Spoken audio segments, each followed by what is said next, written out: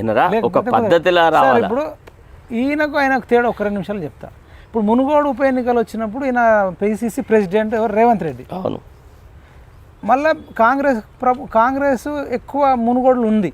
Yes. కానీ ఈయన candidate కంటే ఏమీ లేని బీజేపీ క్యాండిడేట్ అయిన రాజగోపాల్ రెడ్డికి ఎక్కువ ఓట్లు వచ్చినాయి.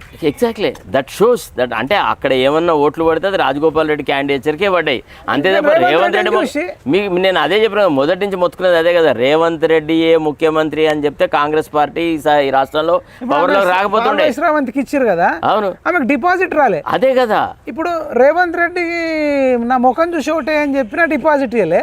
ఈయనకేమో అసలు లేని బీజేపీ ఉన్నా మళ్ళీ 100 కోట్లు దించిన, ఎమ్మెల్యేలను దించిన, మంత్రులను దించిన, ఒక రకమైన దుష్ప్రచారం చేసి అంటే రాజగోపాల్ రెడ్డిని రాజకీయంగా బొందబెట్టాలా అనేటువంటి ఒక ఏకైక కార్యక్రమంతోనే పాల్వాయి శ్రవంతిని దించినాడు.